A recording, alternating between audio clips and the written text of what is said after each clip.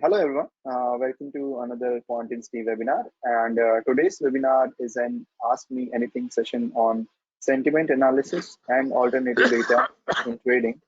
And we are joined by three of our esteemed CSAF faculty members for this AMA session. To those of you who are attending their first Quantity webinar, CSAF stands for Certificate in Sentiment Analysis and Alternative Data for Finance. It is a comprehensive 5-month-long instructor-led course designed for professionals working in the financial markets. CSAF offers unparalleled insights into the world of algorithms and the latest thinking in the financial technology world. It is perfect to develop your career in the modern methods of finance. It covers various aspects of trading, investment decision making, and application of news analytics, sentiment analysis, and alternative data. So, early bird admissions are open for the next CSAF batch that starts on June 25. And if you are really serious about upgrading yourself in the world of financial markets, uh, you can book a free counseling session with our team to know more about CSAP and its benefit specific to you. All right. So for that, I'll just drop in a chat link. So all of you can visit this link and book a free counseling session. And you can ask all the questions related to career or how it can help you improve your existing workflows, and everything will be available there. Our team will able to help you with that. All right. So with that said, I would like to uh, share that today's session, is brought to you by Quantinsy in collaboration with Unicom and Opterist. So about Unicom is an event and trading company specializing in the area of business, IT, and quantitative finance. The company's products include conferences, public and in-house training courses, including certified training programs, and networking events. In the domain of quantitative finance, it draws upon the specialist knowledge of Opterisk systems. Opterisk is a leading financial analytics company. Unicom and Opterisk have a long association and have the same founder and shared ownership. Unicom and Opterisk operate both from UK and India. And now is the time to invite our panel of experts. So first, I would like to invite Professor Christina Alvin Sayer. She is a professor for statistics and financial mathematics at HTW Berlin, Germany. Uh, yeah, so all of us welcome Christina for today's AMA session. So a very brief introduction about Professor Christina. So Professor Christina has worked at Opterisk Systems as a quantitative analyst and senior researcher. She completed her PhD in mathematics at Brunel University, London in 2008. And she then worked as a researcher and consultant in the financial mathematics department at Fraunhofer ITWM, Kaiserslautern, Germany. Uh, the next panelist of the day is Professor Gautam Mitra. A lot of us already know him. So, Professor Mitra is the founder and chairman of Opterisk and Unicom. Professor Mitra, uh, hey, Prof. So, Professor Mitra is an internationally renowned research scientist in the field of operational research in general and computational organ optimization and modeling in particular. He has published 5 books and over 150 research articles, and was awarded the title of Distinguished Professor by Brunel University, London in 2004. Now it's the time to introduce our third and the last panelist, Dr. Pete Black. So Dr. Pete Black is the Managing Director and Program Director of the FDB Institute. Previously, he served as the Managing Director of Content Strategy at the CAIA Association, where he was the co-author of the CAIA curriculum. Dr. Black earned a BA from Whittier College, an MBA from Carnegie Mellon University, and a PhD from Illinois Institute of Technology. He is the CFA, CAIA, and FDP charter holder. Now, with that said, before I begin, I would like to highlight that we have received questions from more than 27 countries, and we have combined most of the common questions together alongside a few important questions, and we tried to sort them in a natural learning flow. And our panel of experts will pick these questions one by one and share their experiences with us. And we'll be uh, spending dedicated time on each of these questions, and all of you can ask the follow-up questions or doubts that you have then and there. Now, allow me to share the presentation rights with Professor Mitra to start off with the proceedings.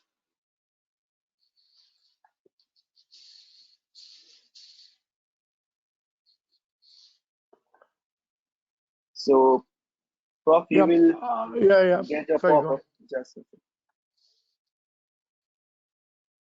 I'm sharing my screen. Can you see my screen? yes, we can see your screen and we can see the third slide. So, okay, if you can move on the first slide. Yeah. Okay. Perfect. We can see the first slide, and if you can get in the full screen mode. Uh, Meanwhile, I'll turn off my camera, and thank you. Over to you, Prof. Thank you. I will usually say good morning, good afternoon, good evening, wherever you are. I'm really pleased that you have chosen to join our AMA Ask Me Any Question session. It's not a webinar, so it's quite interactive.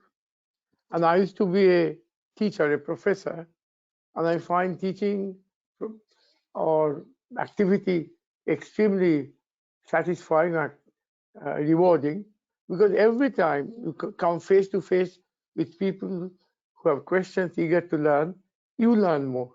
They give you questions which make you think. And indeed, that is the case today. We have got fascinating questions, and we're going to learn quite a lot and share our knowledge with you. Now, we will not be able to answer all the questions straight away, because as Kitish pointed out, far too many. So you could, the questions which will not be answered, or if you have further questions, please send us emails and we'll engage with you to provide answers. So I'll start by sharing my, okay, I have to now get to my,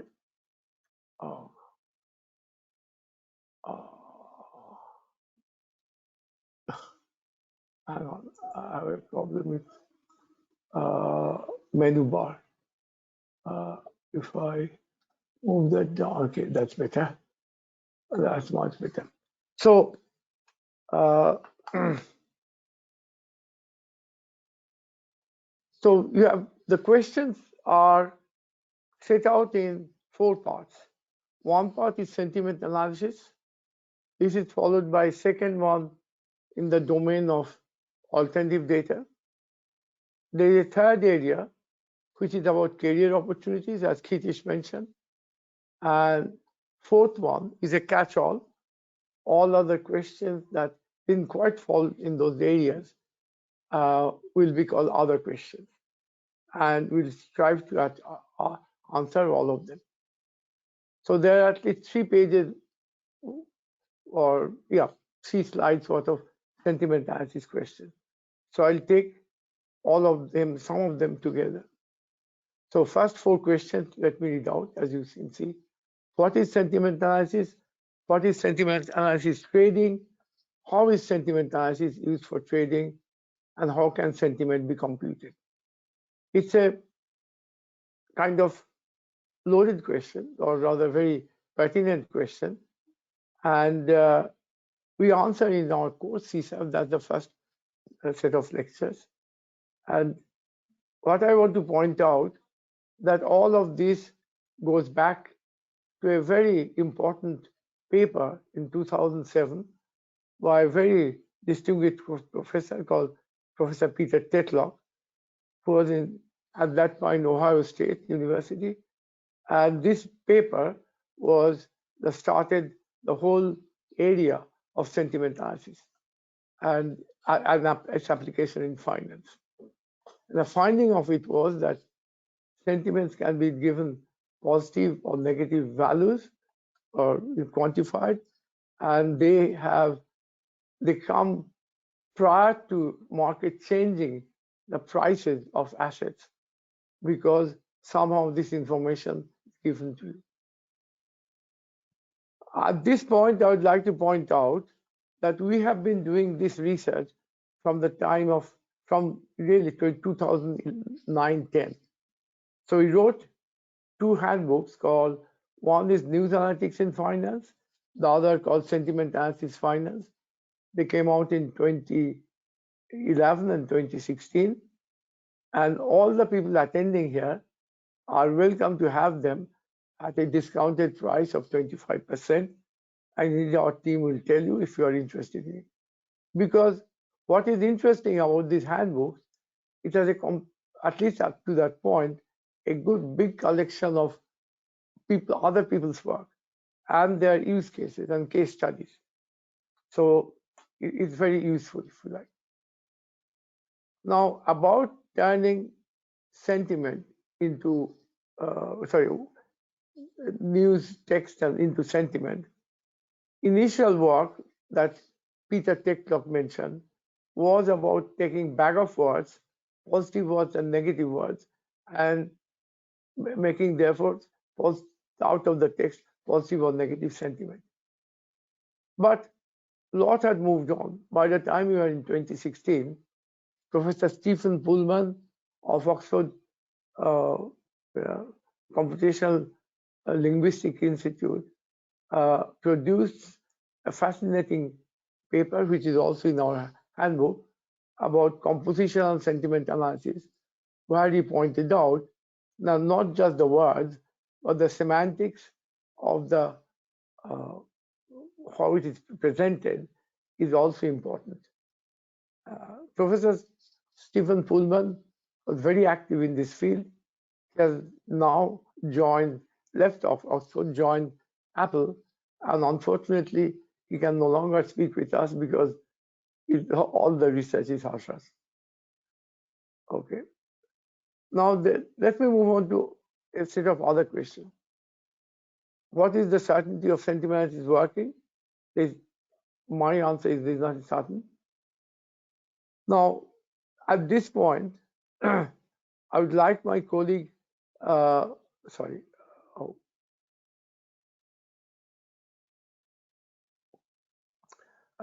Christina, to answer some of the other questions, like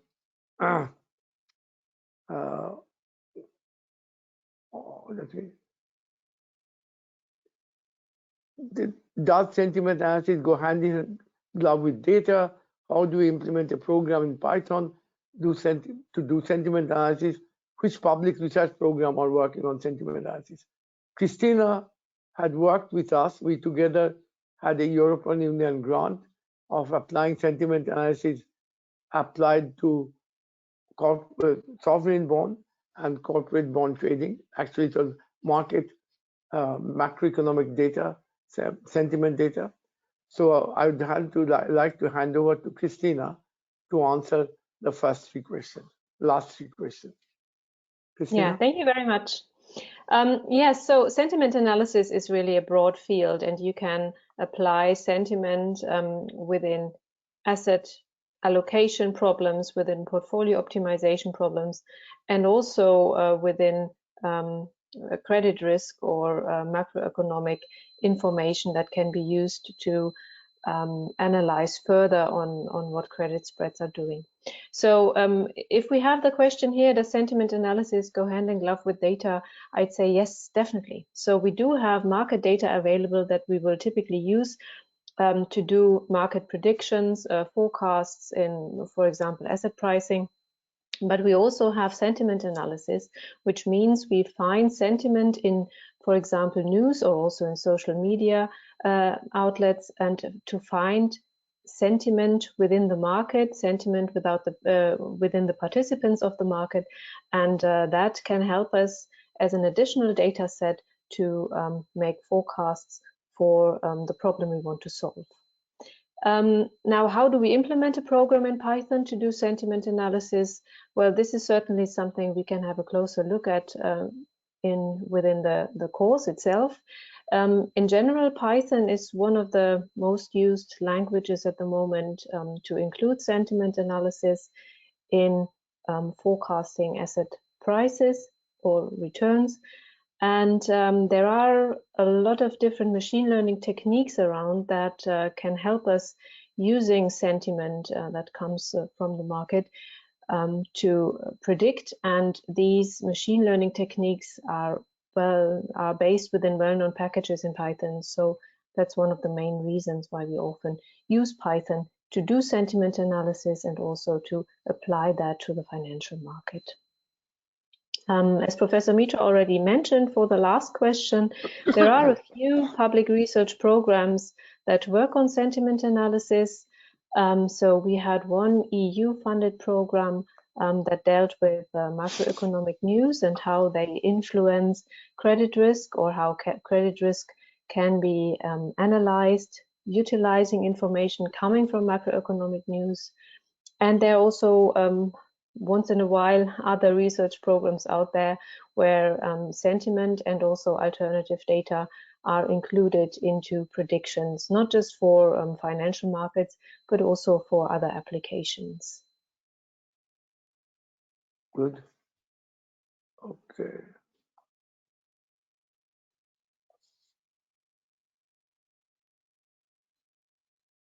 Now, next set of questions is still on sentiment analysis. Are how to specialize in sentiment analysis in forecast price action. Does OI data is the only data open interest that shows sentiments? Anything else to gauge the market sentiment? What variables, features do you guys collect to create a better sentiment analysis? And what techniques is the best in sentiment analysis? Does technical analysis correlate to sentiment? Okay, we can skip that for a minute. Now, we can take the first part, and also I want to take another part, a question, which is quite appropriate, and that is it possible to derive sentiment from VIX and of open interest data as the statistical indicator to forecast market movement? It's all about what to look for sentiment, the sources of information. Actually, I have been preparing a kind of Word document giving explanation, and I have to show that for the moment to explain to you that 1 minute, I'll show you here. So it's to do with this question that how market sentiment impacts option pricing and how we can derive sentiments from VIX and open interest data. And I say these two are two sides of the coin. For instance, market sentiment, when something is announced in the market, or in general, which moves the market, comes through media news, and therefore it's one side, another side of the coin. So there is a feedback or feed forward between the two, and they're connected, meaning you can't have without the other. So for instance, how does option prices work? Option traders find out what's been announced in the market or in the wide world, and on the basis of it, for each particular asset in which they're writing up options, they change prices, and that actually influences the VIX, and that itself influences the market and becomes news. So they are intimately connected. You can't say one influences the other very much. So the only advantage we seek is the delay between what is announced in the market, how we get option trader information to data, and how we therefore take advantage of in our trading strategies. Okay, so I go back to my question.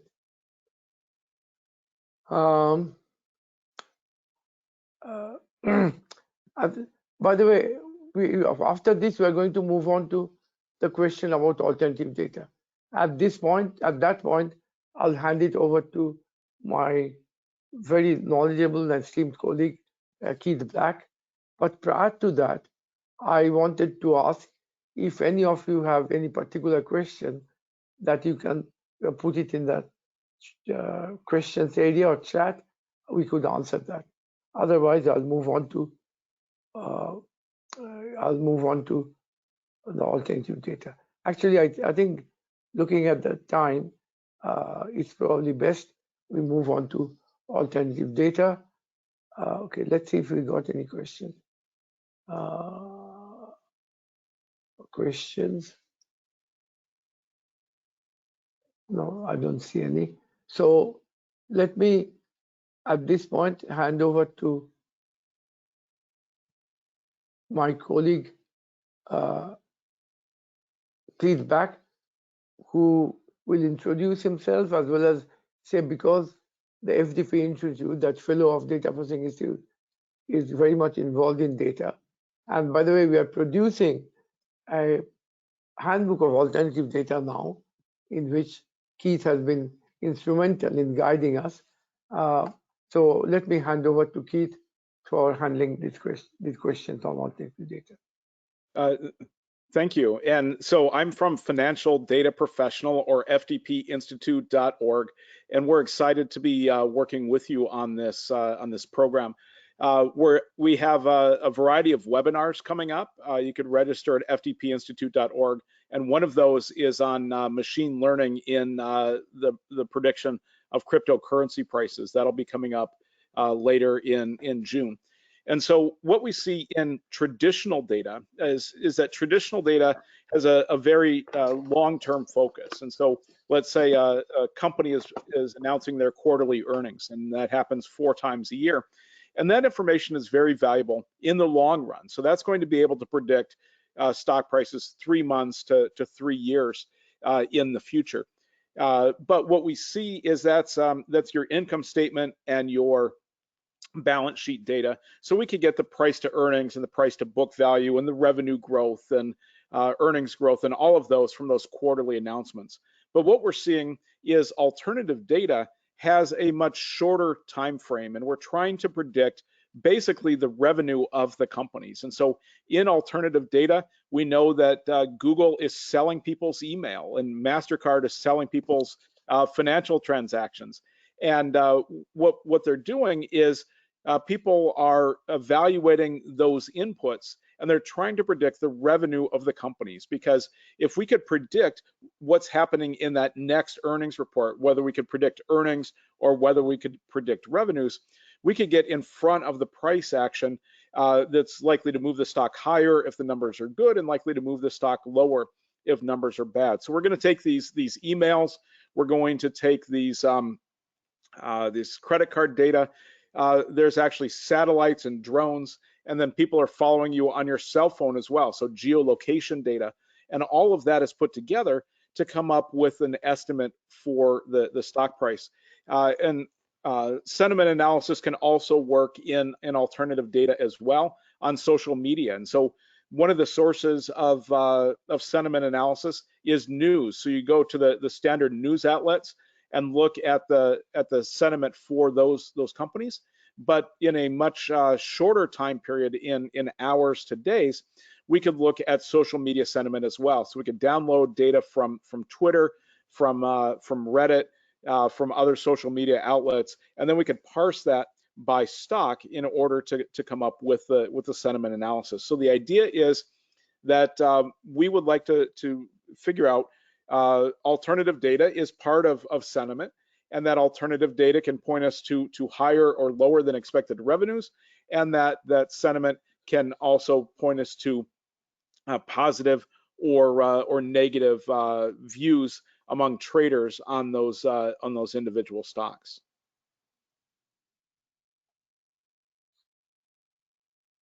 Okay. This point you mentioned, Keith, about email information to evaluate the performance of a company. is quite interesting because we have a use case study that we are going to talk about. Actually, for some reason, I can't quite get into my A bar. Right. It works best in companies that are B2C, right? And so what we're looking for in your email is not who you're having dinner with or so on. What we're looking for is your e-commerce receipt. So we're looking for where you're spending money online, and you know, it's easy to figure out the revenue of Amazon from something like that. But what people are actually doing is they're trying to not only figure out the revenue of Amazon, but of the products and producers that are being sold on Amazon. And so the main thing we're looking for is being able to predict the revenue that's coming through those e-commerce receipts in your email. Right. I have a, that's better. Now I've got what I wanted to. So, as I mentioned, we have a use case coming up in the next lecture of Foundations of Alternative Data, where Christina, and if you are all welcome to join this particular lecture, where I and Christina talk about it, and Christina is going to talk about a use case in exactly that area of alternative data, where one of our very esteemed colleague and who used to work for Macquarie Research of Australia and head of research there, and he is called Giuliano Di Rossi, and he was now a analyst and trader, head of analysis and trading in Goldman Sachs, presented a use case whereby receipts from Walmart and also from a pizza company was used to see the volume of their work or sales, or predict, therefore, talk about the change in the amount of sales they do, whereby they could get an early idea of the performance of the company. And it was very fascinating. It was done quite some time back in that sense, 3 or 4 years ago. In that time, the alternative data was not a big thing, as it is, or not called even that. But it's quite an interesting study. We also got another study where the head of quant research at Northwestern Mutual, who is a mutual fund based in Wisconsin and Chicago, the head of research, Jacob Gelfond, and his colleague, Camila Kazinova, they talk about an open source, if you like, in some sense, we can call it alternative data, but initiated with University of Washington, called GDELT, Global Data, something e-language training. And GDLT, a terabyte of data provided by Google, is readily accessible, available in the open source. And it is about news that is global news, and also local news in different parts of the world. So, and we have another case study or part of it there. Okay, so I want to, at this point, there was a question called,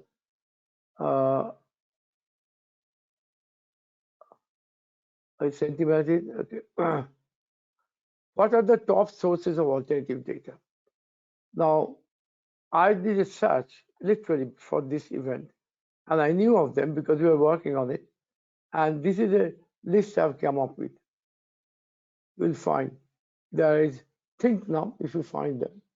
There's also UNO, and the important was is Quandl, because about 3 years ago or 4 to 4 years ago, they were data brokers.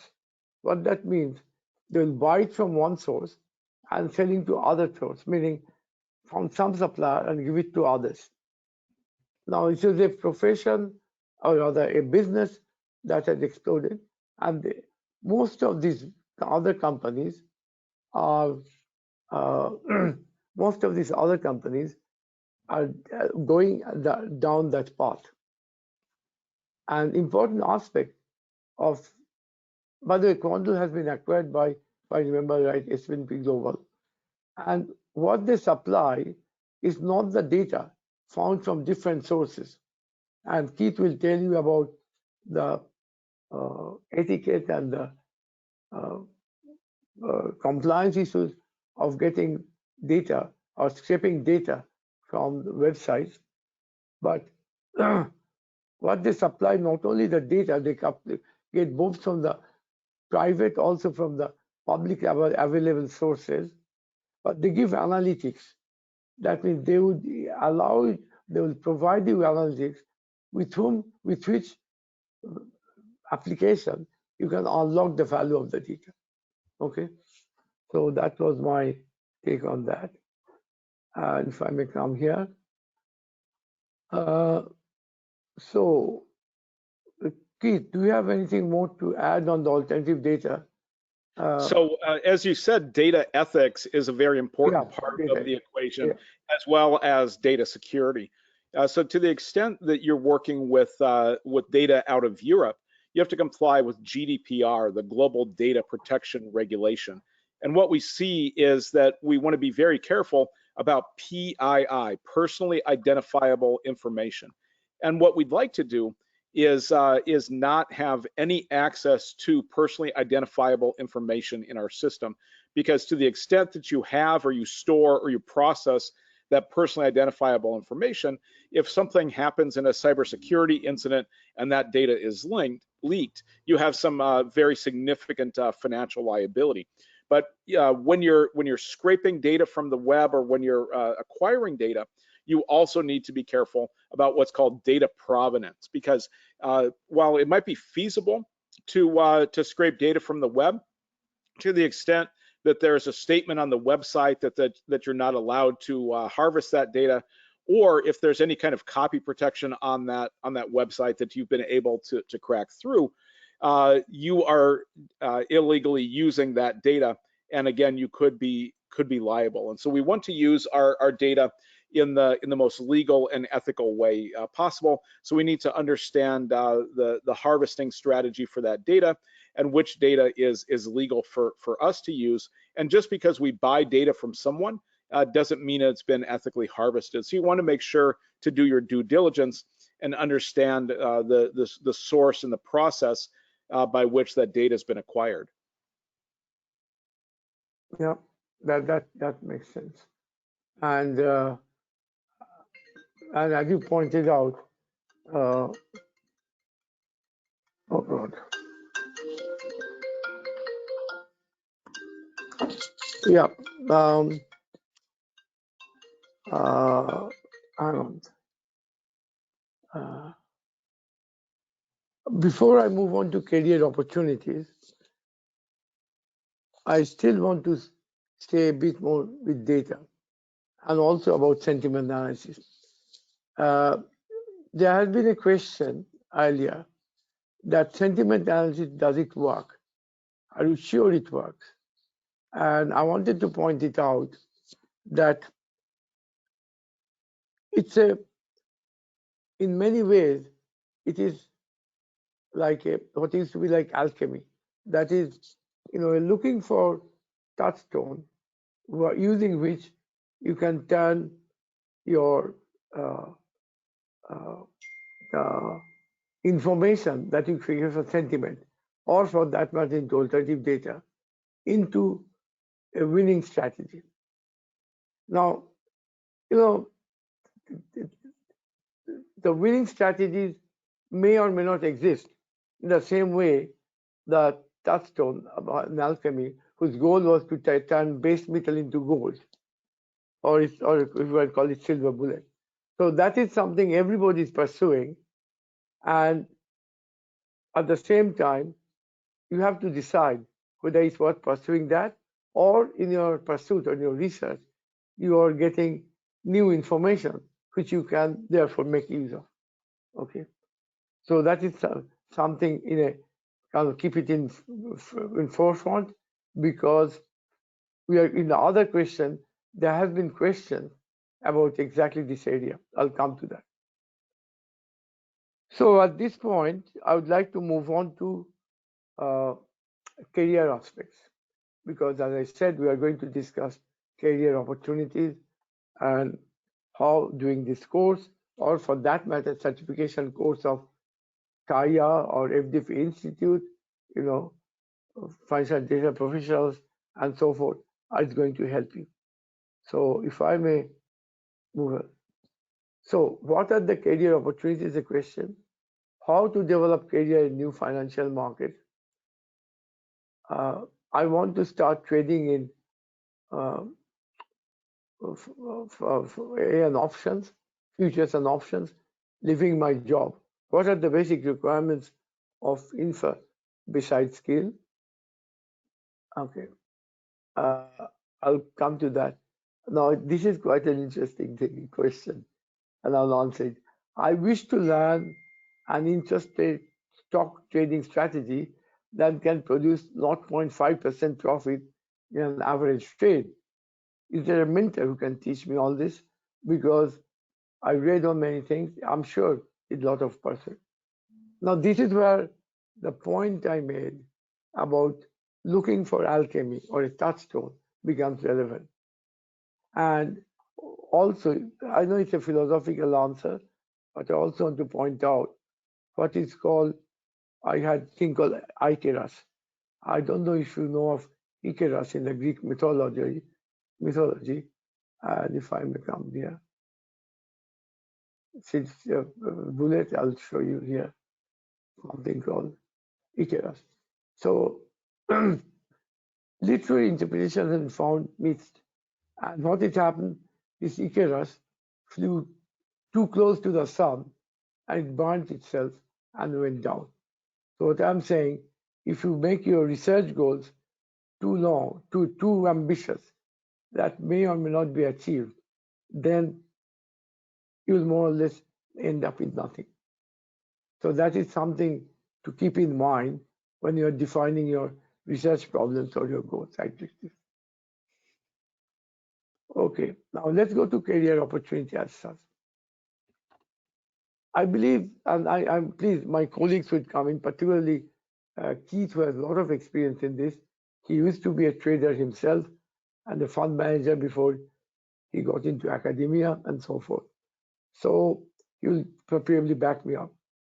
I see today in the market two types of opportunities.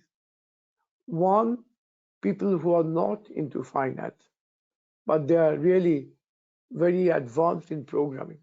They understand software technology.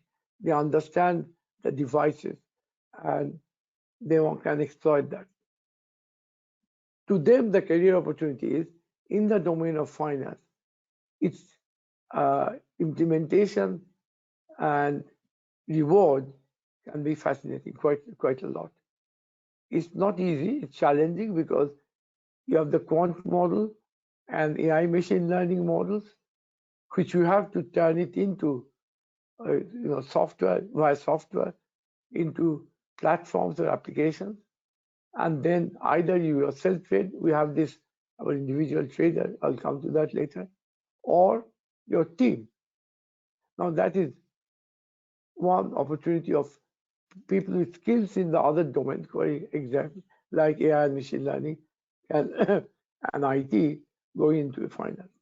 Also, there are many players who are existing in the domain of finance. Typically, you may be a CFA or FRM certificate holder, and with those you can walk into banks and others for doing, if you like, risk control or risk management. But the new markets have changed. The financial markets, as you have seen, is evolving. We have a what we call a white paper or company called New Landscapes of Financial Markets. So there are new players. Even the information suppliers are big players. So if you are an existing professional within financial market with more traditional, if you like, career opportunity, you can change your career opportunity to new areas in the new financial market. These are the two opportunities I would mention.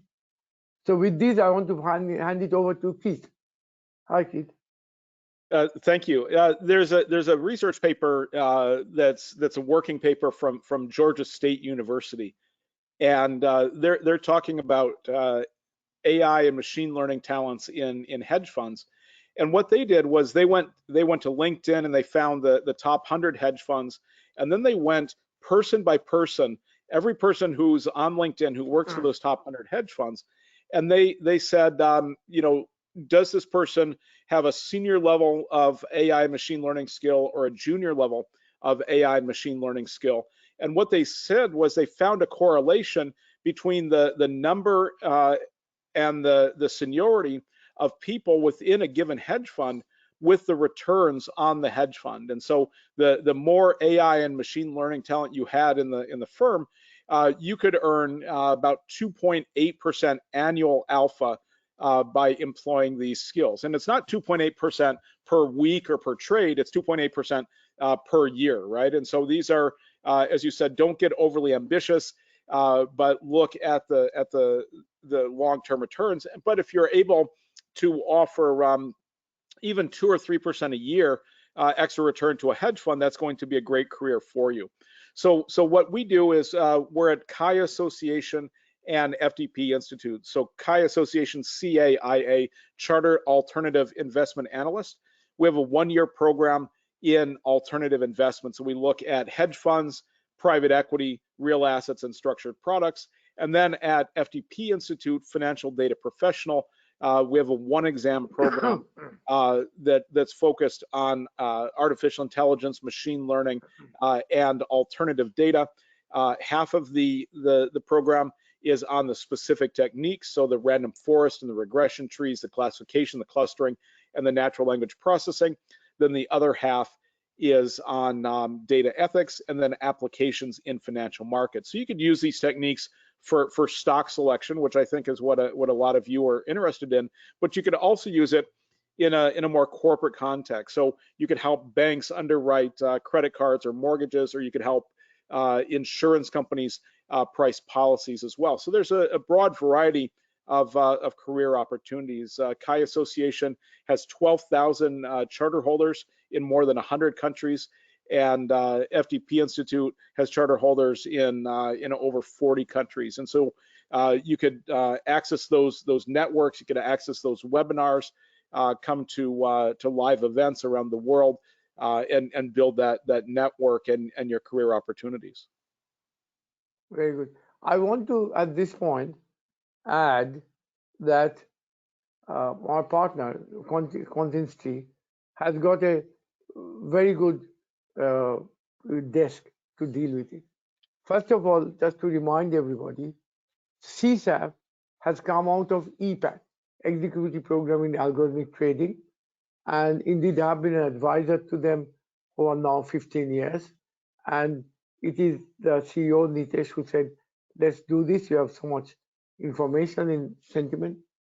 But what EPAT's success is, which has 3 cohorts a year, and hopefully ours should be ours as well, whereby Contingency actually mentors you or give you advice to finding jobs in leading, if you like, financial institutions, banks, or if you like, various quant funds, but also in more traditional companies, but in technology companies like IBM and so forth, where they will have cells where they acquire such skills.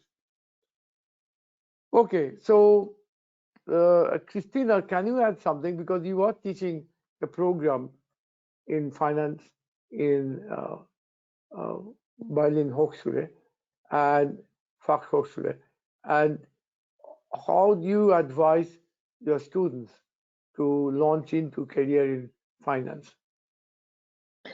Yeah, absolutely. So over the last semesters, we have seen an increase in data science positions opening up. So my background is mathematics, so I teach mathematics classes and modules And we see that it becomes more and more important for the industry in finance to get these people who know about data science, who know about machine learning techniques, but also know about how really to analyze and look into the results they get out from these machine learning algorithms. So having a good understanding of the data set itself, also of the sentiment data that is available, and an understanding of how to read that data, how to read the results you get from your algorithm is very important to then get into these finance careers, so that you are able to really make use of the information that your algorithm gives you in the end. I see that the data science area is broad. It's not just limited to finance. You find it in now almost every company. They're looking for data scientists who can analyze or help with their business intelligence and so forth. But especially in finance, and especially with regards to sentiment analysis and alternative data, I think there are a lot of positions open at the moment, and yeah, just people are sought after. So becoming a data scientist in that area is certainly a good career choice at the moment. Thank you, Christina. So I want to go into other questions, because there are a few which couldn't quite fit in. How I start with algo trading with someone who knows Python and time series forecasting? Can you suggest me any books? Yes, we could give you intro to books. It used to be very much in R, both MATLAB and R. Then R more or less took over. But even then, if you want to do something today that is what you might use the word POCA, then it has to go through Python. The beauty is both R and Python have packages which implements the latest algorithms both in AI machine learning and in quantitative modeling of finance. Now, let me ask some questions. How to decide whether market is in bullish sentiment? How to decide the reversal? This is a proverbially difficult question, and it is like saying where the market is going. We try to do it, but as any forecasting, you talk about probability of succeeding as opposed to succeeding all the time. So yeah, it will be in the course covered. Now,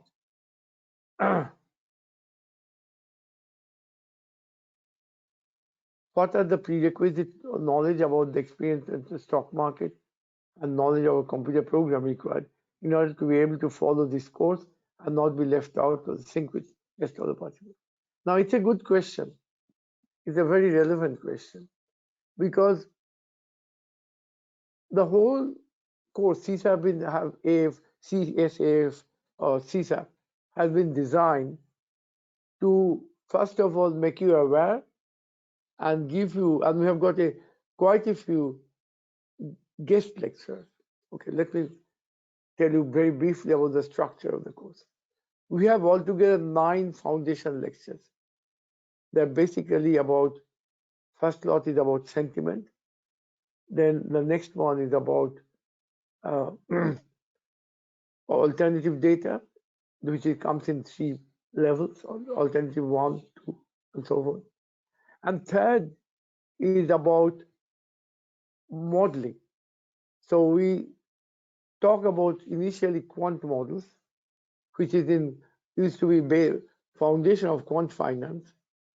And the models are the links between data and what we're trying to achieve. And final one, we'll be delivering it next week, the final 9th module about alternative data with use cases. Then we have a series of 12 use case lectures by people who actually practice in the industry, where they illustrate how they have used this method, foundation. We have given in foundation lectures in not exactly one-to-one, but very close, where they have used it and monetized it. So the answer to your question, whether you need to know, is a kind of thing. If you are a one-man band, want to do all of it, then there is one way of doing it. On the other hand, if you are sort of leading a team, or the marketing and CEO or CIO, then you have to know what sort of skill to acquire and what to put together. So there is no direct answer to this. For a retail investor going all the way, I think the next question becomes very relevant. So the last question here, which is very relevant, is AFL better or Python? Now it's quite interesting. I got, first of all, if you like, clean bowled by it, or rather didn't know AFL had its stance. So again, I'll go back to my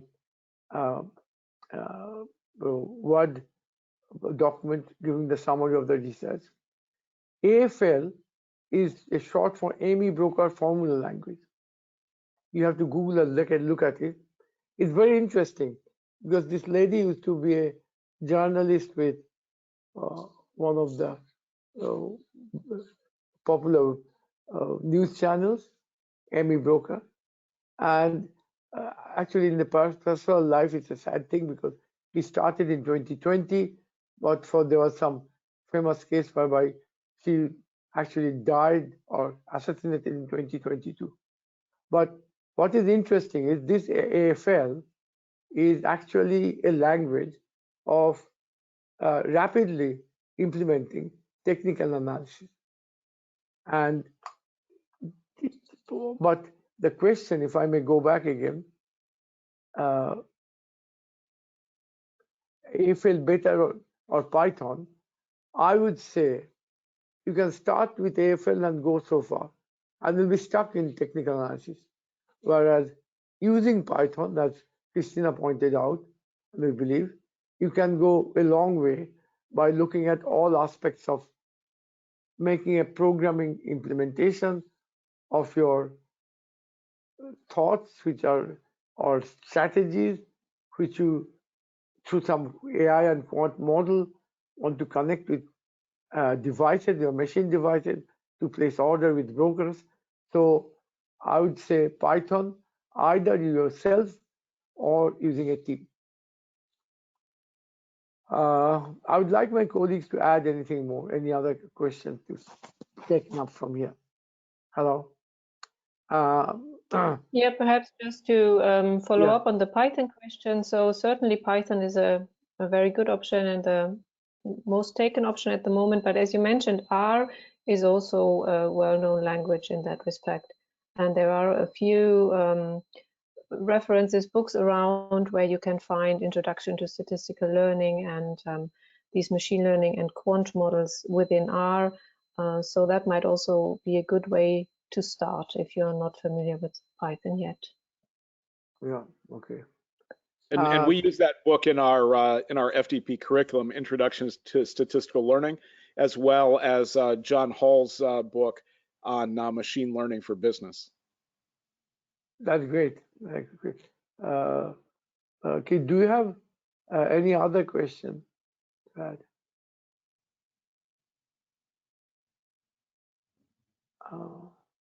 any other comments, rather? Yeah. So when we're looking at markets, we need to have a variety of tools, and we could look at the long-term fundamental data. We could look at the technical data from the price and the options data, and then we could look at the sentiment as well. And so the key is to put all of these together. But as you said, there's no silver bullet to any of this. And what we're trying to do is we could actually increase our profits if we go from 48% to correct to 53% correct. And so there's no way to be right all of the time.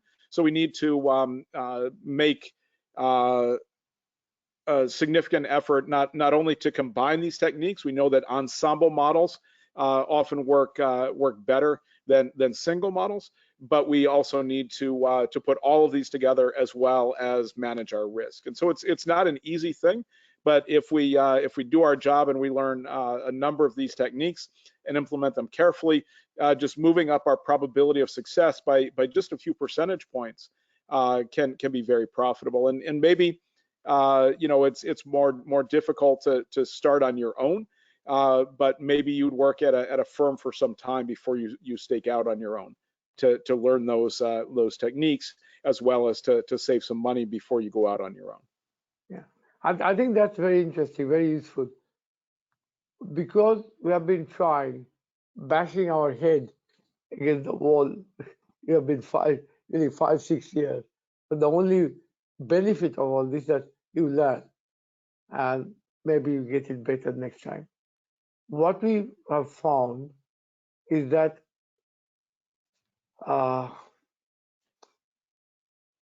you can improve your models, and so there was a question, I can't quite figure it, saying that what is more important, market data or sentiment data? The answer is both, as I mentioned with the part of the coin. So what it is, what you are trying to do is to take market data, because market data is reality. Mark to market is exactly what's happened into your trade portfolio or your investment portfolio. But what you are seeking is to get information through sentiment, news sentiment, microblogs, all sorts of other sources, Google search. So that's one area, or Wikipedia search. So different ways of getting data, and then use it together with the market data, which is the reality, to predict which way you do. And there comes the models. You can use quant models for prediction, or AI machine learning model prediction. And as you pointed out, Keith, you need to use ensemble, which really is a thing called voting system, whereby you look at different ways of giving the answer to the same question, and either using probability, if you like, mathematics, or by simple logic, see how you can, they agree, or when you can say, okay, this market is going up or going down. Okay, so there is no silver bullet, as you also repeated. Shall I ask my panelists to say the last comments, and also I can remind before they do. Okay, do that, and I want to remind the attendees something. So, Christina, you have any more comments? Well, just to keep in mind that sentiment is a very interesting area in the market, and that it can be very helpful in building your models and in making trading decisions. Good. And we're excited at FTP Institute to be working on these projects and educating on these projects. And we have a number of webinars that are available to you from our website, and you might be interested in the machine learning applications in crypto trading coming up at the end of June. Yeah, I must say there's one thing. There was a question here on crypto trading, and I avoided, because we felt that although it's a very central area, crypto trading, because its position is uncertain, we rather not get involved, or didn't want to get involved, both in our company's financial analytics and same for in the course, if you like. So I'll remind the people who are attending that you can always send questions by email, and we'll later on go through these, and we'll try to answer those questions which remain unanswered. You can point it out to us, and we really thank you for your interest and turning up, because if I may end in a joke, that it's attributed to Woody Allen, that 50% of life success is turning up. And we found your question very interesting. Thank you. Thank you, everyone. Thank you so much, Professor Mitra. Thank you so much, Prof. Christina and Dr. Black, for taking out your valuable time and conducting such a wonderful AMA session. I'm sure our audience has thoroughly enjoyed it. And to our audience, in case any of your questions went unanswered, due to the limited time at hand, we would love to connect and address all of your questions individually. So please share your questions and availability in the webinar survey right after the session ends. So you'll get a survey where you can ask the question and suggest the time where we can connect with you.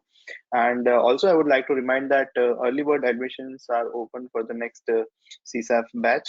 And just book a free counseling session with our team to know more about the CSAF and its benefits.